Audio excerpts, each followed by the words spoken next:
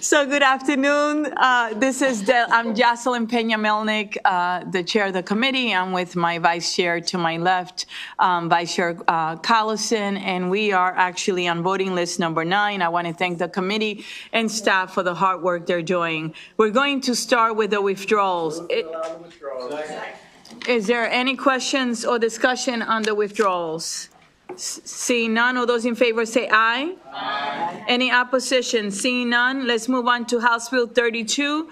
Delegate Charkoudian, Maryland Department of Health Forensic Review Board and Community Forensic Aftercare Program established. For those of you in the audience that have not seen us vote before, those at home, these bills have been fully vetted in subcommittee where we do our work, and those that are for or against, and the advocates, everyone comes together. So today is just, they came out of subcommittee already. It's just a vote of the whole body, okay? So let's move on. This came out of subcommittee favorable with amendment, and the analyst is Aaron, and the chair of that subcommittee is Bagnall. Aaron. The bill requires MDH to establish a forensic review board at each facility that has persons committed as not criminally responsible. The boards are responsible for reviewing and determining whether to recommend to the court that a committed person is eligible for discharge or conditional release, and the bill, as introduced, would have codified the Community Forensic Aftercare Program within MDH to monitor persons committed as NCR who are on conditional release and specifies new requirements for the program. There is a reprint that begins on page 1 of your packet, and this incorporates amendments that were adopted in the Public Health and Minority Health Disparities Subcommittee. The amendments define an authorized agent as an individual who is not counsel for the committed person and who is selected by the committed person to represent the interests of them in all forensic review board matters. There's also new language that provides that when making a recommendation, a forensic review board must consider a written statement offered by the committed person to the forensic review board, and that the forensic review board must provide notice to a committed person and the counsel of record for the committed person at least 10 days before the forensic review board holds a hearing for the committed person, and within 10 days after the forensic review board issues a recommendation to the court. There is language that authorizes a committed person to appoint an authorized agent to attend the portion of the forensic review board meeting concerning the committed person, and that the authorized agent may be a social worker or a non-legal representative employed by the Office of the Attorney representing the committed person. The provision of the bill that codified the Community Forensic Aftercare Program is struck, and that piece of the bill was the reason for the fiscal impact. Delegate Bagnall. Madam Chair, this was a lot of work. The bill sponsor worked really hard with all the stakeholders. This passed not unanimously. I think there were still questions about the fiscal note, which have since been addressed with confirmation that removing the aftercare program did eliminate the fiscal note. With that, I would move the amendments. Second.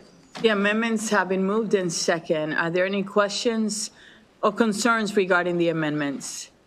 Seeing none, all those in favor of the amendment say aye. Aye. Any opposition? Seeing none, on the bill as amended. Second. The bill has been moved as amended. Any questions or concerns? So what is the fiscal note now? Is your light on? No, ma'am. The fiscal note is 0. Amen. All right. Any other questions? Seeing none, all those in favor of the bill as amended say aye. Aye. Any opposition? Seeing none, who does not want to be on the bill, can you raise your hand? All right, let's move on. Oh, co-sponsor. Yes, I said who does not want to be on the bill? Yeah, everyone wants to be on it. Thank you. Next, House Bill 459. Health Insurance Counselor Screening for Professional Fighters. James Jimmy Malone. Does everyone have the packets of amendments? Are both packets of amendments? Yeah, she just gave us the second one. But not everyone. Oh, okay. Okay. So you know what, Lisa, I'm sorry. You know what? She did tell me to skip you. Michelle did give me great instructions, and I did not listen. Sorry, Michelle. You have not trained me well, Michelle. Let's go to House Bill 761. Maryland Uniform Disposition of Abandoned Property Act revisions, favorable with amendment. Lindsay. This bill makes changes to the Maryland Uniform Disposition of Abandoned Property Act, which governs the distribution of abandoned property in the state.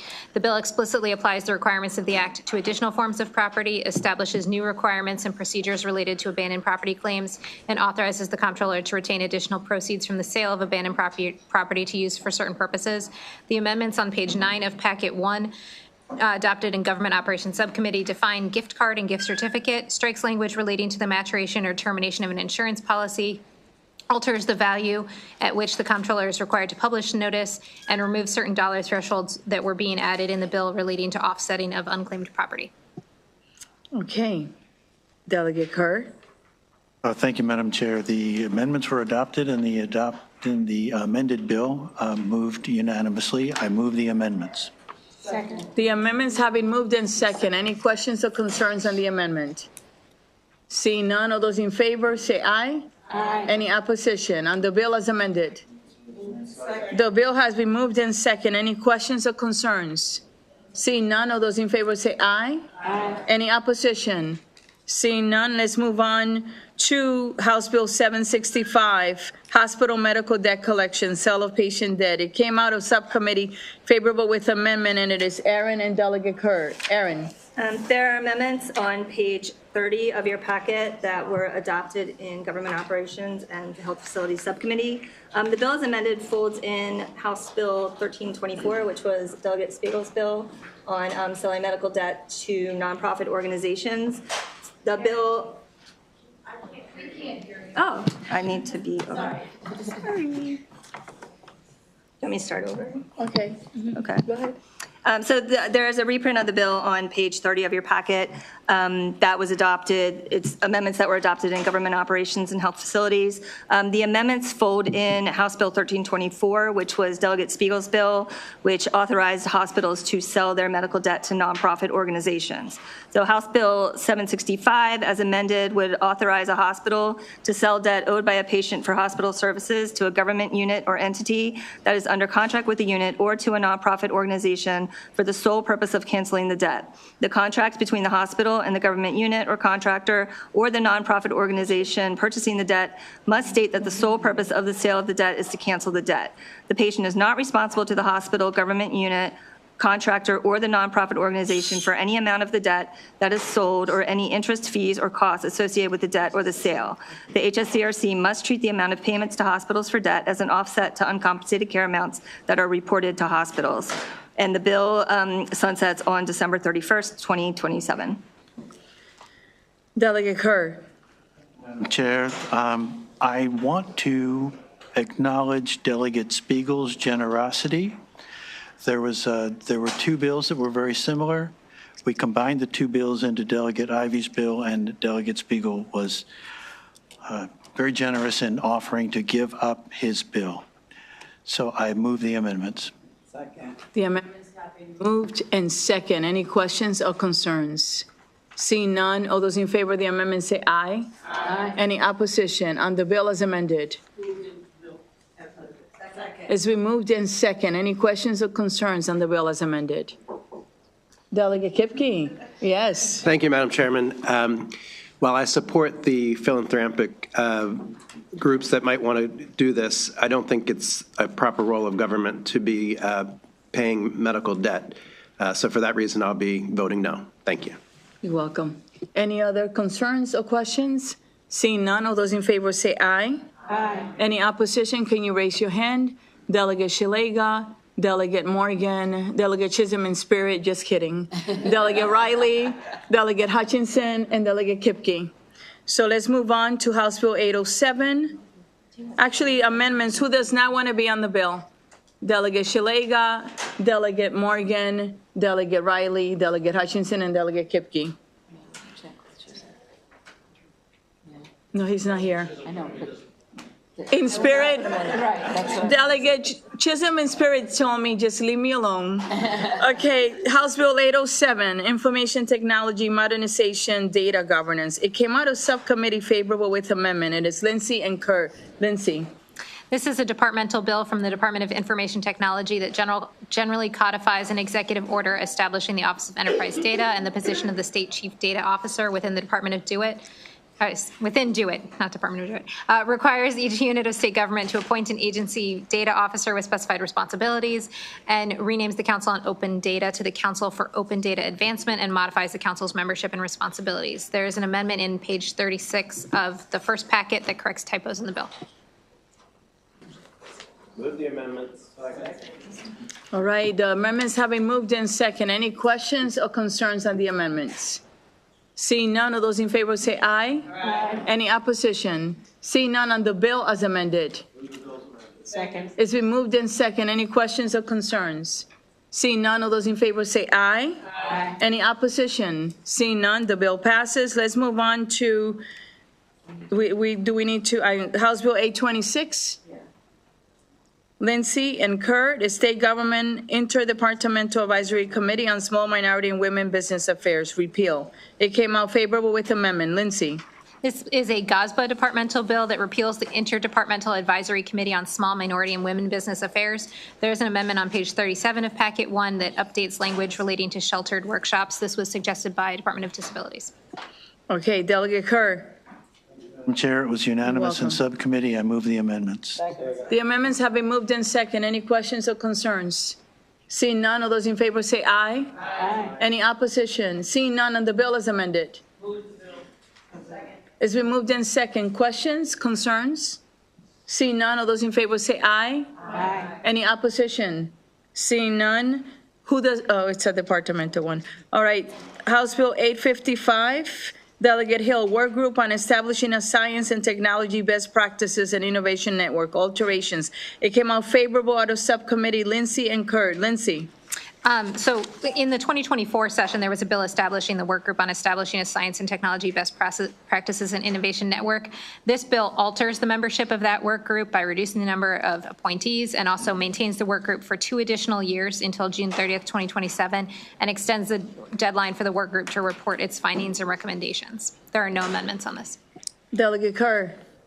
Thank you, Madam Chair. It was unanimous in subcommittee. I move the bill.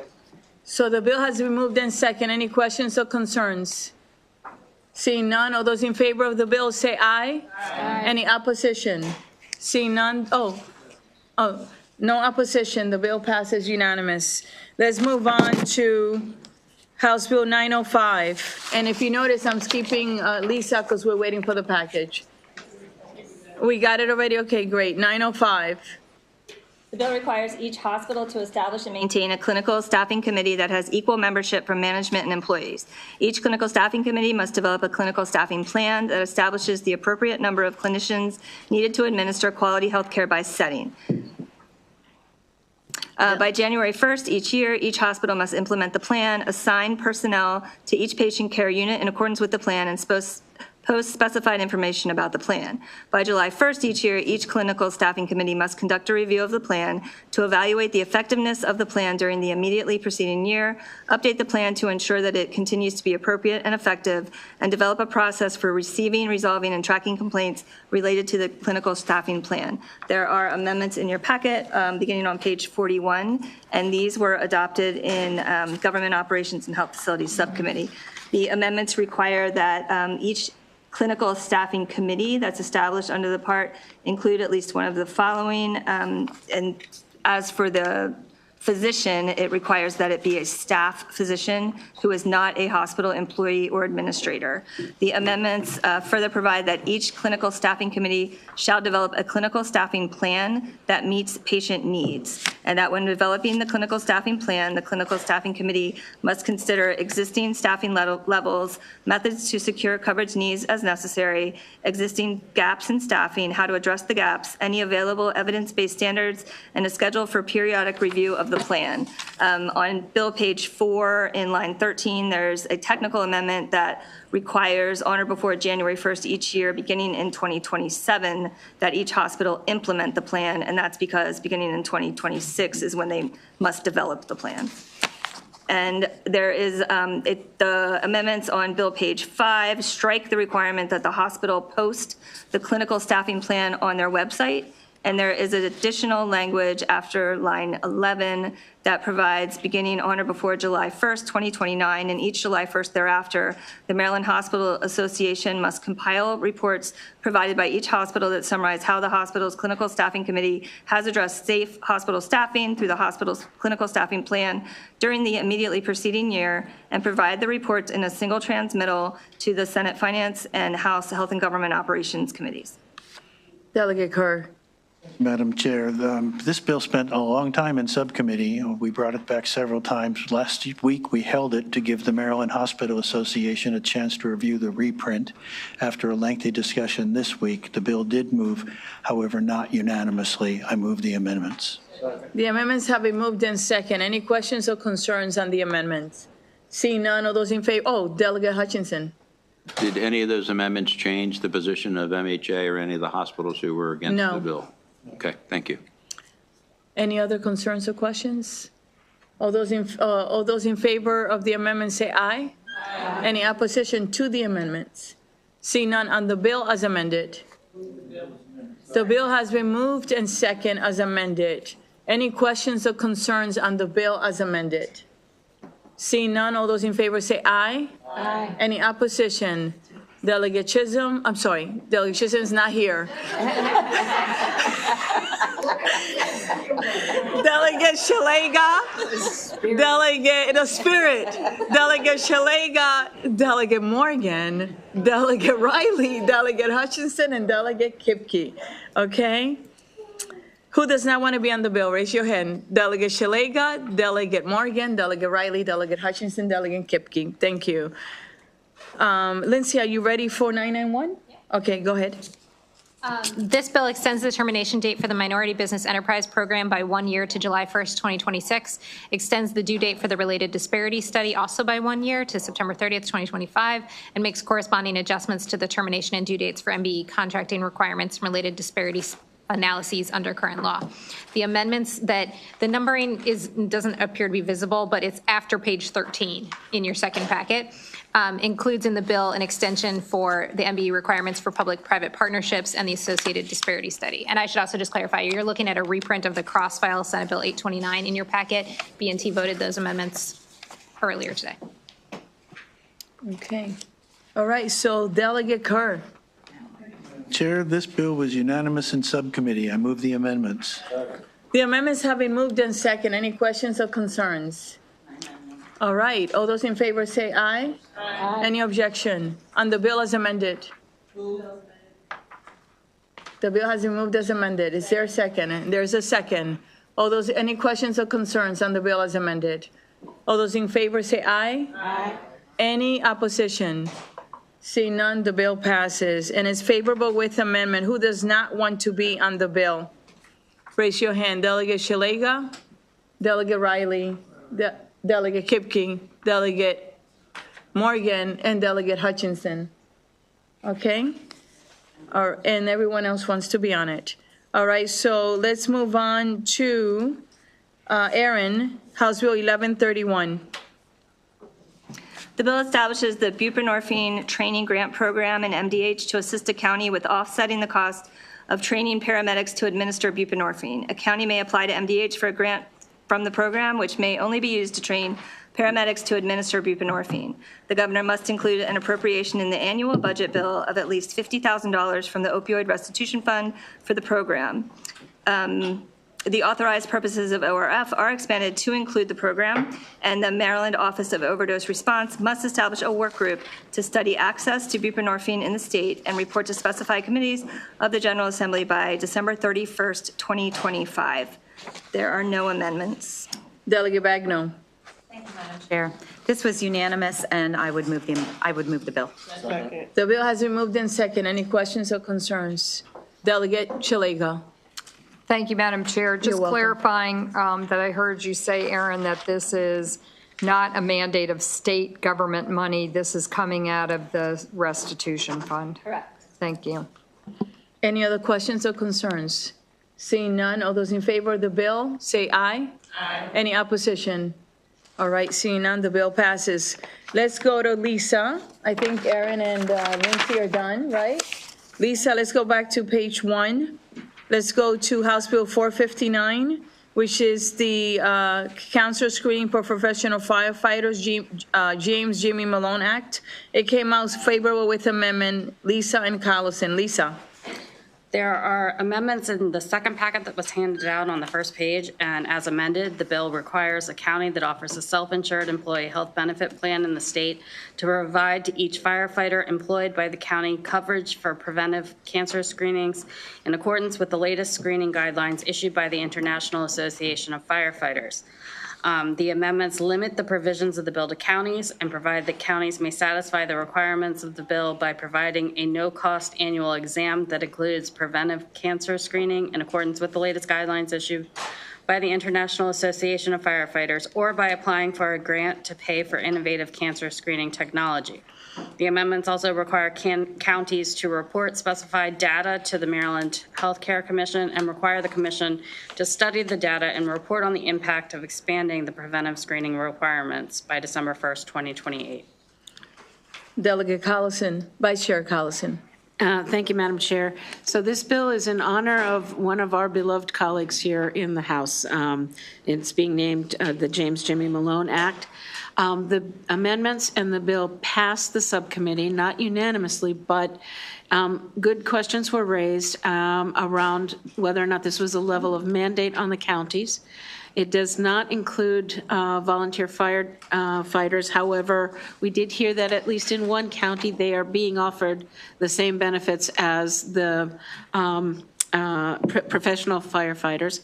And I think those were the major concerns about it. I think there was a great suggestion in the subcommittee that we really need to, especially for firefighters and other professionals who put themselves in harm's way, that they absolutely take advantage of the preventive coverage that's available through their health insurance. We were also grateful that there are some options here for counties, so it's not just about paying more for insurance. With that, I move the amendments. The amendments have been moved and second. Any questions or concerns on the amendments? Seeing none, all those in favor say aye. Aye. Any opposition? Seeing none on the bill? Move the bill. The bill has been moved as amended. Any questions or concerns? Delegate Hill. Thank you. Thank you for the work, Madam Vice Chair. I'm just wondering on, when it gets to the floor on second reader, will we all be wearing cologne? Cologne? Cologne. Thank you for the recommendation, Delegate. All right. Seeing no other questions or concerns, all those in favor say aye. Aye. Any opposition? All right. And who does not want to be on the bill? Raise your hand. Does not want to be on the bill. Okay. Delegate Chisholm, I'm sorry, Delegate Shalega, Delegate Morgan. Okay. Oh, okay. Let's move on to House Bill 813. It came out favorable with amendment. Lisa and Collison.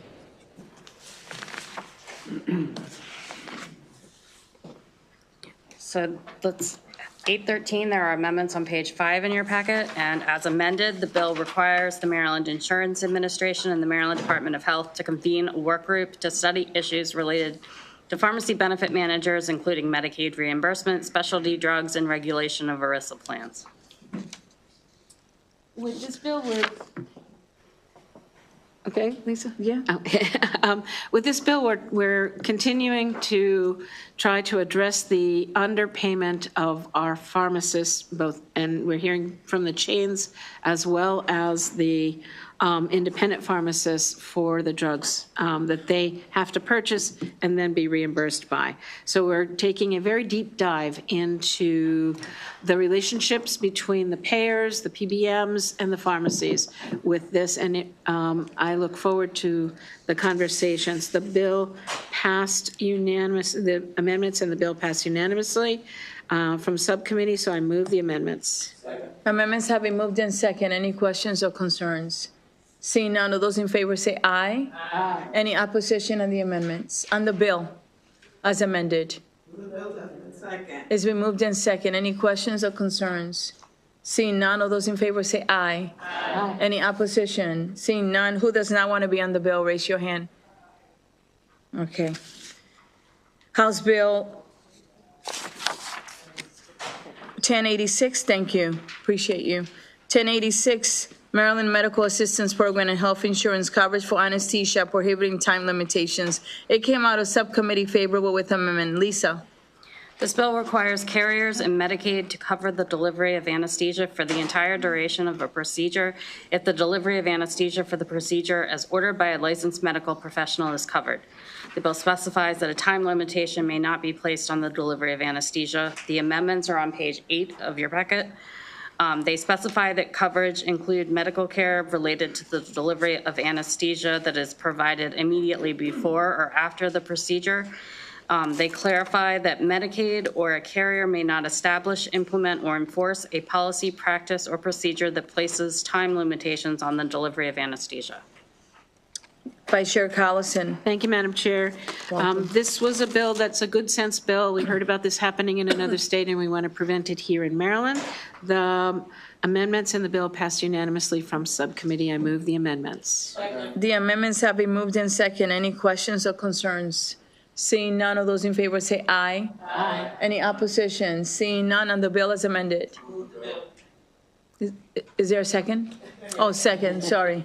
It's been moved in second. Any questions or concerns? All those in favor say aye. Aye. Any opposition? All right, the bill passes. Who does not want to be on the bill? All right. We have next House Bill 1243, and then we have 2 more left, and that will be it. And we'll go into voting. For those that are waiting, thank you very much for your patience. House Bill 1243 is Delegate S. Johnson, Steve Johnson, Health Insurance Coverage for Specialty Drugs. It came out of subcommittee favorable with amendment. It is Lisa and Vice Chair Collison. Lisa. This bill prohibits carriers, including those that provide prescription drugs coverage through a pharmacy benefit manager, from excluding coverage for a covered specialty drug administered or dispensed by a provider under specified circumstances. If this prohibition applies, the reimbursement rate for a covered specialty drug must be agreed to by the carrier and the covered in-network provider and billed at a non-hospital level of care or place of service.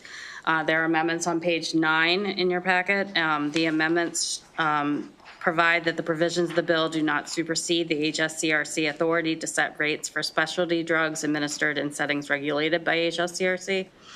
They prohibit the reimbursement rate for specialty drugs from exceeding the rate paid to a designated specialty pharmacy unless otherwise agreed by the interested parties, and that is it. All right, Vice Chair Collison. Thank you, Madam Chair. This bill will allow those delivering oncology services to make sure that they can be flexible in the timing of the drugs for their treatments. And this bill is the product of much work on behalf of all of the advocates and Delegate Johnson. So I move the amendments. Yeah, the amendments have been moved in second. Any questions or concerns on the amendments? Seeing none, of those in favor say aye. Aye. Any opposition on the amendments? Seeing none, on the bill as amended. The bill has been moved in second as amended. Any questions or concerns? Seeing none, of those in favor say aye. Aye. Any opposition? All right, Delegate Johnson, congratulations. So it's a big bill. Congratulations. Let's move on to the last bill of the voting session. Oh, no? 2 more. Oh, 2 more? Yeah. Which one did I forget? 1246. Okay, so 1246, Delegate Johnson, I was so excited. Health benefit plans, calculation of cost-sharing contribution requirement. It came out of subcommittee favorable with amendment. It is Lisa and Vice Chair Collison. Lisa.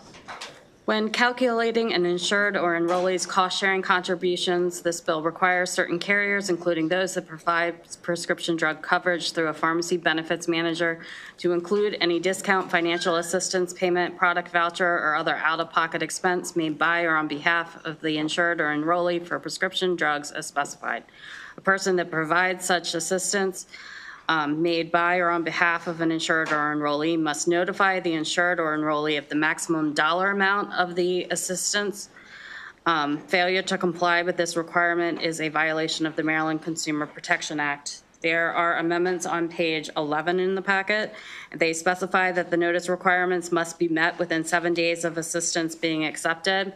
They require any assistance to be offered for the duration of the plan year. And they provide that the notice provisions and the requirement for assistance to last the full plan year do not apply to charitable organizations. The amendments also prohibit a carrier from setting, altering, implementing, or conditioning the terms of health benefit plan coverage, including benefit design, on information about the availability or amount of financial or product assistance available for a prescription drug, and specify that this provision may not be construed to prohibit an entity from using rebates in plan design. Vice Chair Collison. Thank you, Madam Chair. This bill was the intent of this bill was to provide that any assistance that the manufacturer provided in the cost of a prescription drug at a point of sale could be counted towards the deductible of the person. Currently, that is not allowed in Maryland. This bill will allow that. However, there are some guardrails around it in terms of, providing that there's not abuse of the program. It is an area where there's still a lot of discussion to be had, but this bill passed our subcommittee, and I believe it's a good movement forward, and we can continue the discussion through this session and hopefully have the final bill on April 7th. So with that, I move the amendments. The amendments have been moved in second. Any questions or concerns on the amendments? Seeing none, all those in favor say aye. Aye. Any opposition? Seeing none on the bill as amended. It has been moved in second. Any questions or concerns? Delegate Kifke. Thank you, Madam Chairman. I just want to state that I enjoy working with the Insurance Committee's chairman on this issue. I think that there is some disagreement between our position and the position in the Senate. But I think the goals are aligned, and I look forward to working with her to ultimately help protect consumers. Thank you. Okay. Any other comments or concerns, questions? Seeing none, all those in favor on the bill as amended say aye. Aye. Any opposition to the bill as amended? Delegate Shalega, Delegate Morgan, Delegate Riley, Delegate Hutchinson, and Delegate Kipke. I will change your mind soon. Okay, so let's go to the last bill, House Bill 1314, Delegate Miller. Oh, who does not want to be on the bill? 1 second. Let's do this one, please. Delegate Shalega, Delegate Morgan, Delegate Riley, Delegate Hutchinson, and Delegate Kipke. So for House Bill 1243, who does not want to be on that bill? Okay, I think that was it. No, 13. No, we're gonna, for regarding co-sponsorship. All right. House Bill 1314, Healthcare Prior Authorization Prohibiting Fees and Use of Artificial Intelligence. Favorable with amendment, Lisa and Vice Chair Collison. Lisa.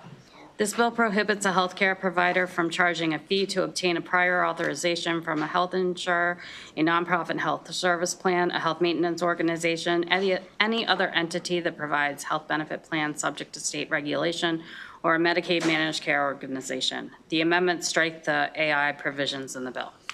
Vice Chair Collison.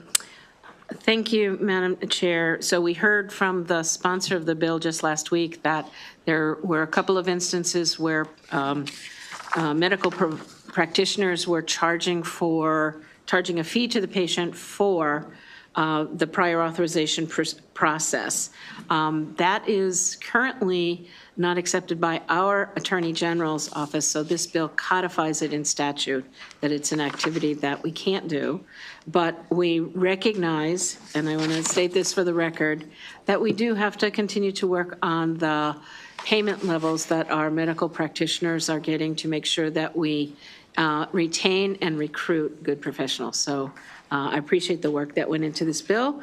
I move the amendments. Second. The amendments have been moved in second. Any questions or concerns?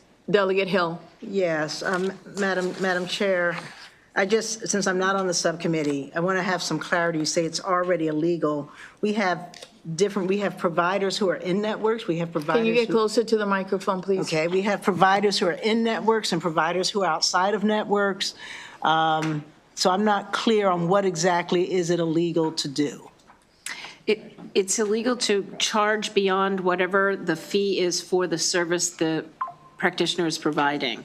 So if you are there to prescribe a pharmaceutical treatment and it requires a prior authorization, you can't, the physician cannot charge for the process of asking for the prior authorization. So how is that different from our allowing folks to charge for the extra administrative time for medical records? Because it's not part of the service of the medical service that you're providing to the patient at that time. Okay, and so if we know that if with prior authorization denials, only 11% of the time providers reapply when they're denied, and 80-some% of the time, almost 90% of the time, denials are reversed. Denials are reversed. So I just want to be clear. So providers are required, if they recommend a treatment, to do the prior authorization without charging an additional fee. If they have to, if they get a denial and the person says, please reapply, do they have to keep reapplying as many times as they're asked, or do they just do it once and they can accept the denial?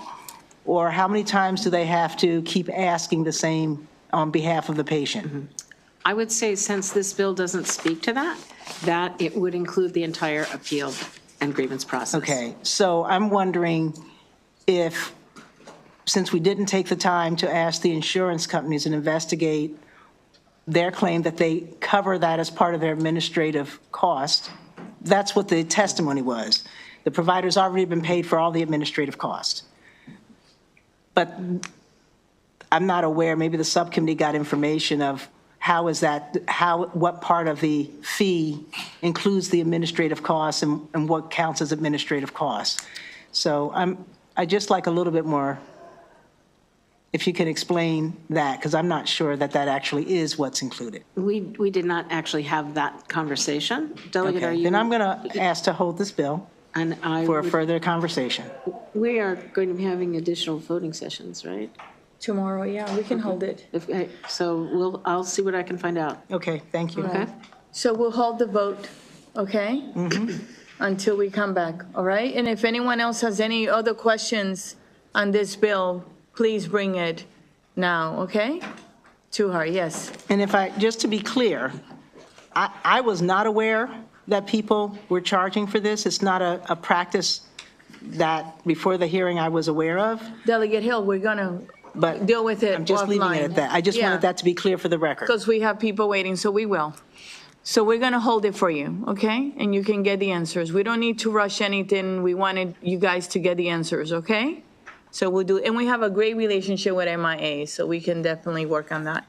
Okay, so this concludes the vote session for this afternoon.